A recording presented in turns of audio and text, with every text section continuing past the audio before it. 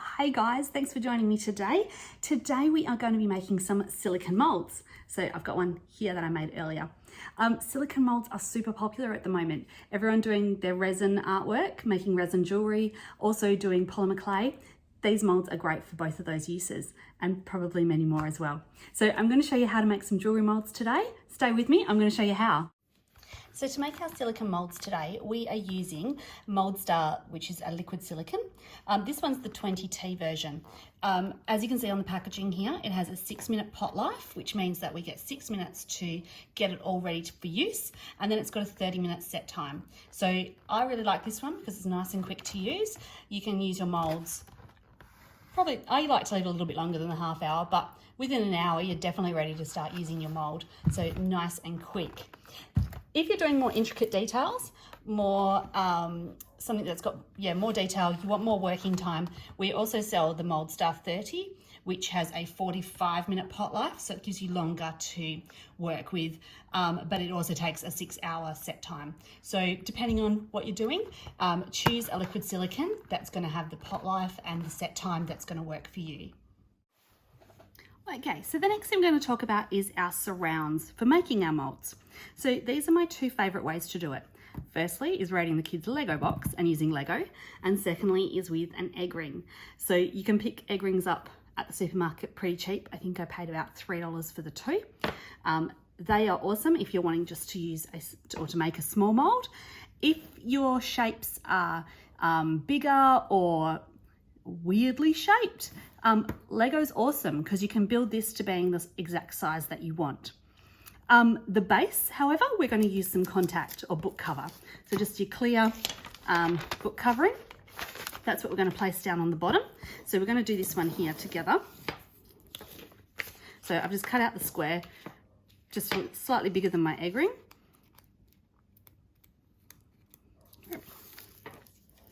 Just peel it down and pop it on. And because it sticks, it's going to create a seal. Now, I do find that with Lego, sometimes I get leakages, so I like to just run my hot glue gun around the edge just to seal that around nicely. Okay, and once we've done that, we can choose the shapes that we're doing. Now, these are called blanks. We like to call them blanks. We sell some in our store that are pre-cut and designed into certain shapes. We don't include holes in them. You can use laser cut items that you already have that have holes in them. I find it a little bit more tricky to make the mold because you have to make sure that you get that liquid silicone in those holes. So that's why we do without. But if you are casting a shape that you already have and it has a hole, that's no worries. Just make sure that you note that as you're using your liquid silicone. So when you place them into your surrounds, make sure that you're leaving enough gap so that it's not too close to the edges. Because otherwise you will run into trouble when you're putting your silicone down and it may cause a bubble and therefore a hole in your mold.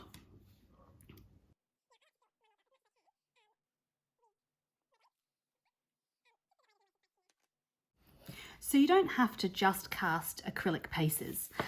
What you can also do is anything else that is interesting, such as buttons or brooches, pieces of polymer clay that you've made and baked, or things like little resin pieces, anything that's creative and fun and that you like, you can cast a mold for. What works best is if they are flat bottomed. What you do when you're creating your mold, if you've got something that is detailed on top with the flat bottom, make sure that flat piece goes down onto your contact. What will happen is when we fill the mold with our liquid silicone, we will go over the top of that. The base will then become the top. So that's what we want the open piece to be, if that makes sense. Hopefully that makes sense. Okay, so we're just going to start preparing our liquid silicone. With the Mould Star, you do need to give it a good stir before you mix the two parts together. So just do this really slowly and not to add any air bubbles to it, because air bubbles are not our friend when it comes to mold making.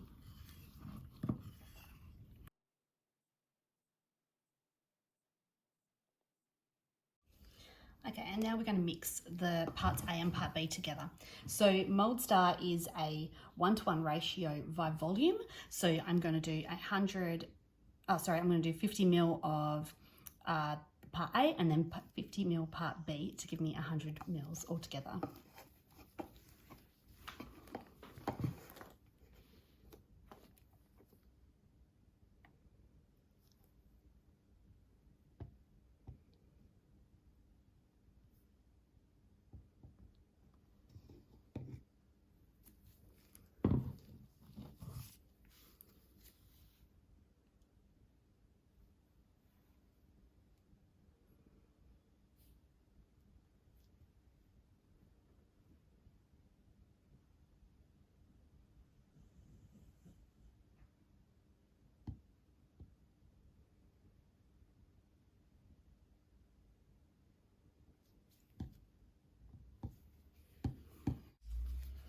And then now give it a really good stir to mix it all together. Now some of your other liquid silicones are coloured, so the Mould Star 30 is actually a blue colour, so therefore it's easier to mix because, well, you know when it's mixed because the colour all goes consistent. With the 20T Mould Star that we're using today, this one's just clear.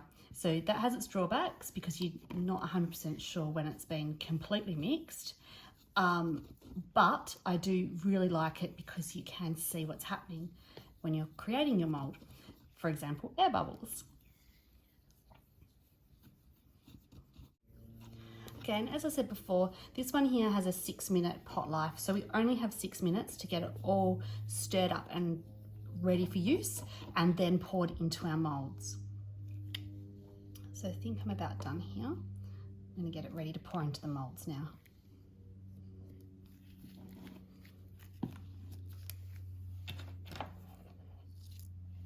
And with my moulds, I like to put them on a tray, just that way we don't have to handle them too much. Once they've been poured, I can just lift the tray up and move it to where I need it to go while they're setting.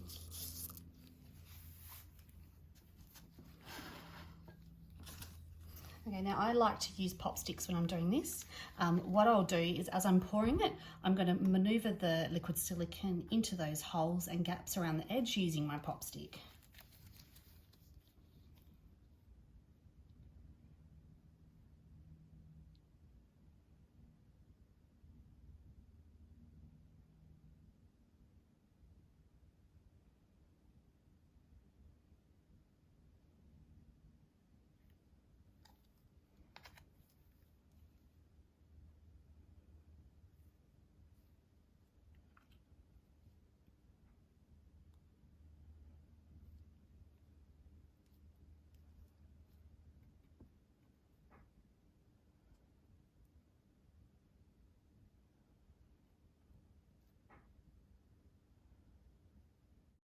Okay, so I've left these about an hour, so it is definitely time to demold them now. Just going to gently peel this plastic away.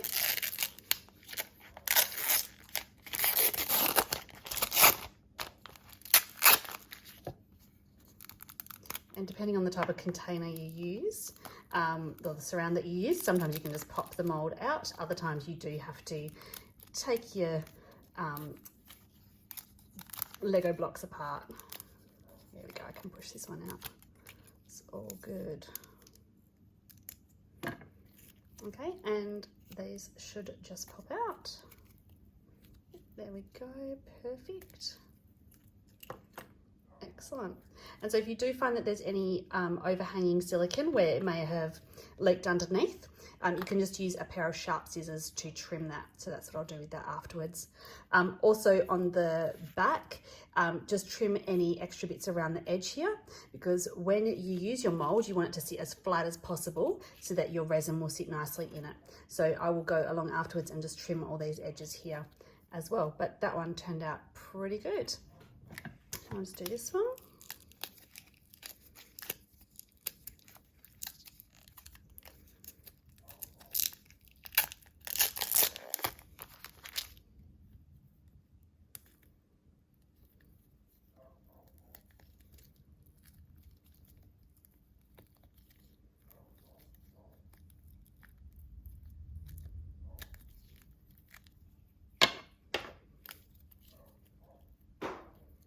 and those pieces will just pop out. And these blanks that I've used here, I can just use time and time again for making more and more molds because there's nothing wrong with them, no damage to them or anything. So they're all good to go.